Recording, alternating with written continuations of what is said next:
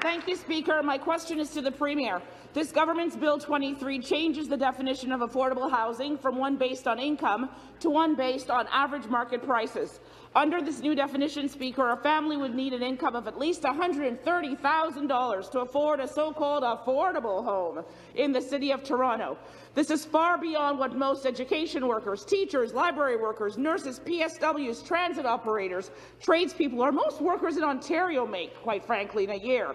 It's more than what many of us MPPs in this room make in a year. My question is to the Premier.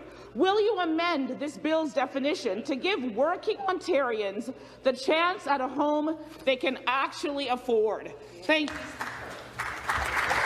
Minister of Municipal Affairs and Housing. Well, thanks, Speaker. I think the member opposite is making the case exactly for Bill 23.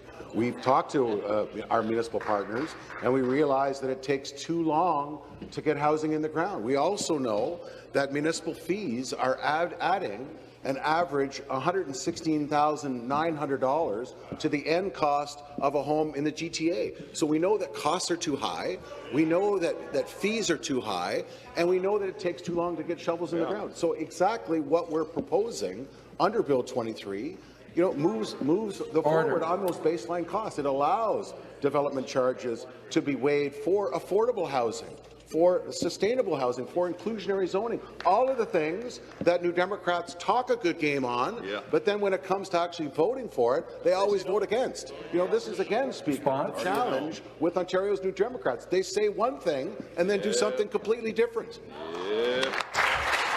Supplementary question. Thank you, Speaker. Back to the Premier. In Toronto, current bylaw says that if a rental purpose building is demolished, it must be replaced with another building of all rental units. Bill 23, however, gives this government the power to change this and deplete much-needed rental stock, replacing it with luxury condos no one can afford. The city bylaw is and has been vital for our community in St. Paul's, where over 60% of our folks are renters. Many of them are seniors or people on fixed income, living in older buildings with rent-controlled units. Without this bylaw, they risk being pushed out of their homes and into a market where a one-bedroom in St. Paul's is roughly $2,300 a month. Many of them would end up on the street. My question is back to the Premier. I would love if he would actually answer his questions as the Premier.